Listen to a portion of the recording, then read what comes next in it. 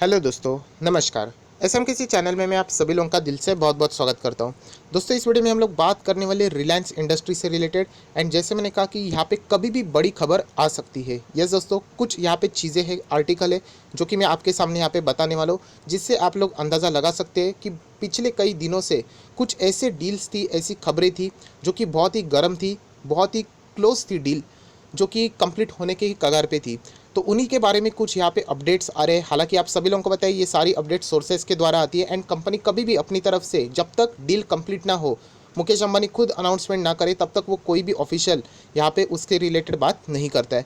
But आप सभी लोगों को पता है, ये खबरें पहले ही आ जाती है। सो ऐसी चीज़ हम लोग को यहाँ पे सुनाई दे रही है, जिसके बदौलत हम लोग कह सकते हैं कि यहाँ पे कभी भी एक बड़ी न्यूज़ सामने आ सकती है। सो रिलायंस इंडस्ट्री के शेयर के ऊपर आप लोगों ने ज़रूर अभी यहाँ पे और कड़ी नज़र रख लेनी चाहिए। तो चलिए ए टू जेड खबर क्या है, इसका इम्पैक्ट क्या पे रहेगा एंड उसी के साथ साथ रिटेल निवेशक क्या गलती कर सकते हैं, उसके ऊपर भी मैं बात यहाँ पे इस वीडियो में करने वाला हूँ। तो चलिए दोस्तों, इस वीडियो को स्टार्ट कर लेते हैं। बट उससे पहले जरूर कहना चाहूँगा, एसएमकेसी चैनल में फर्स्ट टाइम विजिट किया तो जरूर सब्सक्राइब करके रख लेना, साथ में बेल आइकन को भी प्रेस करके रख लेना। तो ऐसे इंटरेस्टिंग वीडियो आप लोगों को हर रोज़ देखने को मिल जाएंगे। आप चाहो तो ये वाला वीडियो भी देख लेना, जो कि अभी मैंने अपलोड किया है। नीचे आई बटन पे, नीचे डिस्क्रिप्शन बॉक्स में वीडियो दे रहा हूँ, जहाँ पे स्टॉक मार्केट में अगर आपको पैसा कमाना है, जो कि एक सिंपल टेक्निक होती है, जो कि रिटेल निवेशकों को इससे छुपाई जाती है, ज़रूर इस वीडियो को देख लेना। एंड अगर आप चाहो तो फ्री स्टॉक मार्केट क्लासेस को भी फॉलो कर सकते हो। चैनल को नीचे डिस्क्रिप्शन बॉक्स में लिंक दे दी है।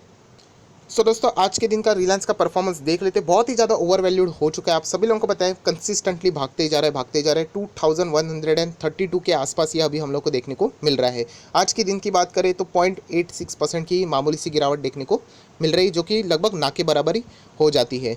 सो रिलायंस इंडस्ट्री के बारे में अगर बात किया जाए तो आप सभी लोगों को बताएं, यहाँ पे कुछ बड़े बड़े अनाउंसमेंट होते हैं। जैसे कि अगर रिलायंस इंडस्ट्री को अगर हम लोग ओवर व्यू से बात करें तो यहाँ पे 5 खबरें ऐसी होती है जिनके ऊपर फोकस होता है। जैसे कि एक है, सऊदी अरामको की डील से रिलेटेड कोई न्यूज़ आई क्या, उससे रिलेटेड बहुत कमेंट रहती है, चर्चाएं रहती है। एक जियो से रिलेटेड तो हमेशा चर्चा ही बनी ही रहती है कि कोई नया प्लान है, कोई ओवरसीज़ आईपीओ से रिलेटेड बातें हैं। उसके बाद रिलायंस रिटेल की बात सामने होती रहती है कि क्या यहाँ पे स्ट्रैटेजिक फाइनेंशियल इन्वेस्टर्स आने वाले हैं, आएंगे तो कब आएंगे। उसी के साथ साथ रिलायंस की पहले डेप फ्री से रिलेटेड बात होती थी, वो खत्म हो चुकी है। अब ये नेट डेप फ्री कंपनी बन चुकी है। तो नेक्स्ट बात यहाँ पे होती थी अमेजोन से रिलेटेड, क्या फ्यूचर में अमेजोन एंड रिलायंस रिटेल में यहाँ पे 9.99% का स्टेक खरीदने वाले, इससे रिलेटेड क्वेश्चन मार्क अभी भी बना हुआ है।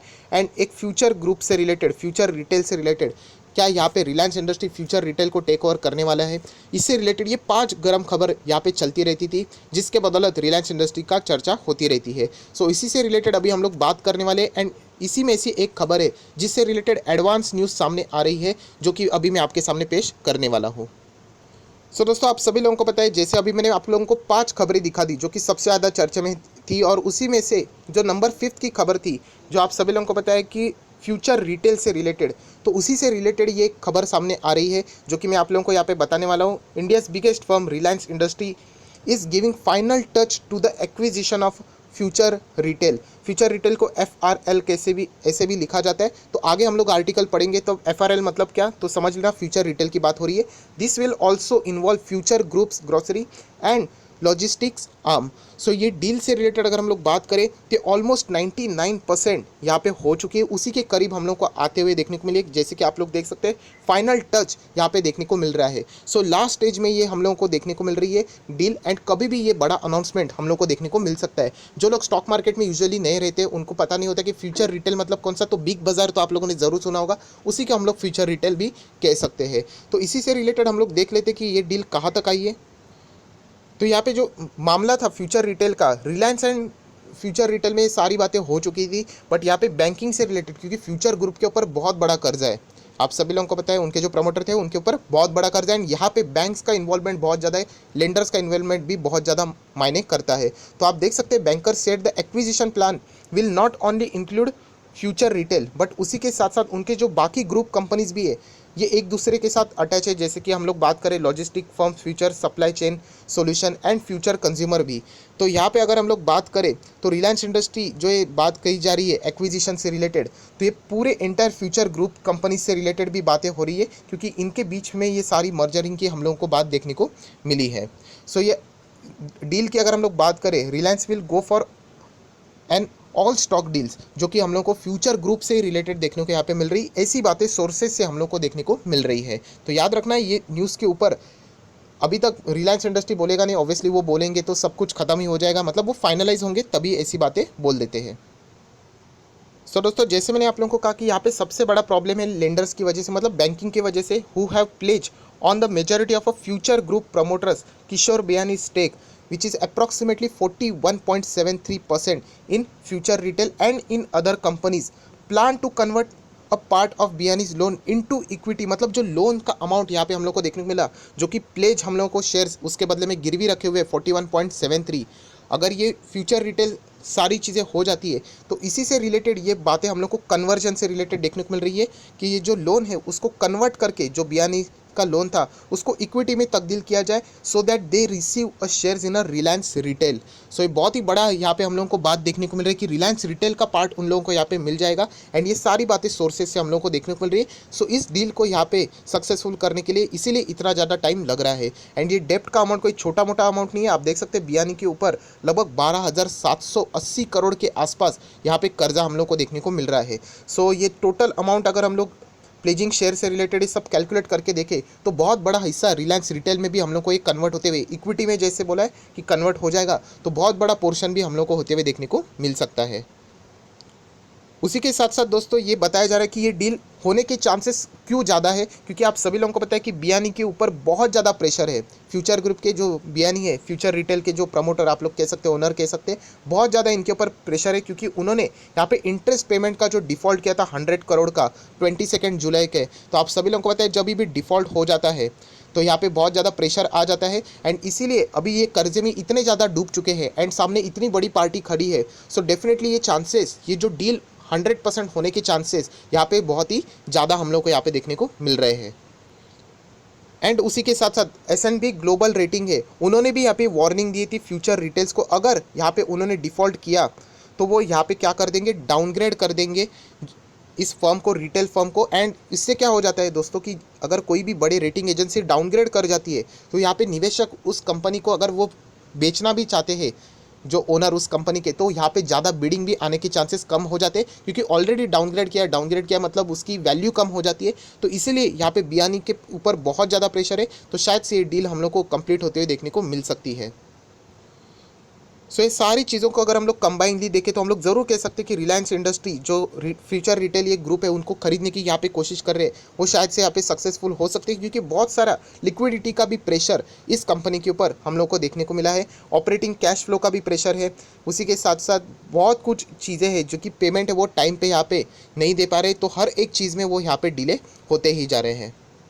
एंड उसी के साथ साथ बहुत सारे लोग ये भी कहेंगे कि अगर उन्होंने इंटरेस्ट पेमेंट कर दिया फ्यूचर रिटेल ने तो प्रेशर तो हट जाएगा। तो यहाँ पे S&P ग्लोबल ने क्लियरली वार्न किया है कि अगर वो 30 डेज ग्रेस पीरियड में अगर पेमेंट कर भी देते हैं, फिर भी उनकी जो वीक पोजीशन है लिक्विडिटी की वो सेम यहाँ पे रहने वाली है, एंड इनफैक्ट वो आगे जाके और भी बढ़ने वाली है। सो इन सभी चीज़ों को अगर हम लोग देखते हैं तो फ्यूचर रिटेल की यहाँ पे जो कंडीशन है वो बहुत ही ख़राब है, बहुत ज़्यादा लोन बढ़ चुका है, डिफ़ॉल्ट भी किया है, एंड यहाँ पे डाउनग्रेड अगर हो जाता है तो उनके ऊपर जो बूढ़ा धब्बा लग जाएगा, तो उसके बाद हम लोग कह सकते हैं उनकी वैल्यूएशन और भी कम हो सकती है। तो इसीलिए रिलायंस इंडस्ट्री बहुत ही ज़्यादा क्लोज आ चुकी है ये डील कंप्लीट होने से रिलेटेड, एंड कभी भी अनाउंसमेंट सुबह उठते ही आप लोगों को देखने को मिल सकती है कि रिलायंस इंडस्ट्री ने फ्यूचर रिटेल को यहाँ पे खरीद लिया है। हालांकि मैं वापस कह रहा हूँ, ये सारी बातें जो मैं बोल रहा हूँ रिलायंस के स्पोक पर्सन ने कोई भी चीज़ें को यहाँ पे ऊपर कमेंट नहीं किए, फ्यूचर ग्रुप के ऑफिशियल्स ने भी कोई भी यहाँ पे कमेंट नहीं किया हुआ है। ये सारी बातें सोर्सेज से हम लोगों को यहाँ पे पता चल रही है, एंड यूजुअली ये सारी बातें वैसे भी 99% से ज़्यादा सच होती है, जो कि कुछ दिनों के बाद आप लोगों को देखने को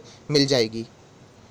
सो दोस्तों, अभी आप लोग यहाँ पे अंदाज़ा लगा सकते हैं कि फ्यूचर रिटेल के अंदर अंदर यहाँ पे कौन सी कंपनी आती है, जो कि आप लोगों ने ब्रांड सुने होंगे, जो कि usually home and electronic retailing से रिलेटेड, वैल्यू रिटेलिंग से रिलेटेड ऑपरेशन चलाते हैं, जिसका नाम बिग बाज़ार तो आप लोगों ने सुना होगा, ईजी डे सुना होगा, फूड हॉल सुना होगा। तो ये सारे हम लोगों को फ्यूचर रिटेल्स के ही स्टोर यहाँ पे देखने को मिले हैं। उसी के साथ साथ the deal will also involve future consumer also, जो कि हम लोग कह सकते हैं फूड से रिलेटेड यहाँ पे बिजनेस को ऑपरेट करता है। तो ये सारे बिजनेसेस एक दूसरे के साथ मर्ज है, एक दूसरे के साथ लिंक है, जो कि हम लोग को यहाँ पे देखने को मिले हैं। सो बहुत ही ज़बरदस्त डील अगर ये हो जाती कंप्लीशन, तो रिलायंस रिटेल आप सभी लोगों को पता है ऑलरेडी बहुत बड़ा यहाँ पे बिजनेस है, जो कि ग्रे मार्केट में चल रहा है। अगर ये डील कंप्लीट हो जाती है तो और भी उनकी पावर यहाँ पे बढ़ जाएगी।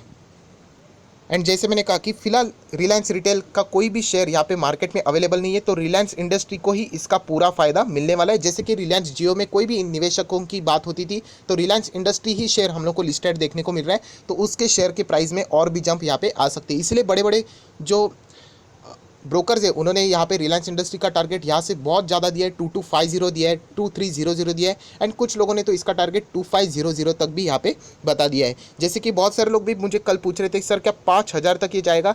देखिए जाने के लिए 50,000 भी जा सकता है, बट उसके लिए वक्त लगता है। अगर आपको लगता है कि ये 4 दिन में जाएगा तो ऐसा कभी भी नहीं होगा। हाँ, 4 साल में जा सकता है। उसके लिए जैसे मैंने कहा कि टाइम देना चाहिए। कंपनी का बिजनेस कैसे है उसके ऊपर डिपेंड करता है। अगर कल कंपनी का बिजनेस फेल हो गया, कुछ हो गया, तो यही शेयर आपको आधे दाम में भी देखने को मिल सकता है। तो इन सारी चीज़ों को स्टडी करना पड़ता है, ऐसी कोई भविष्यवाणी मार्केट में यहाँ पे काम नहीं करती है।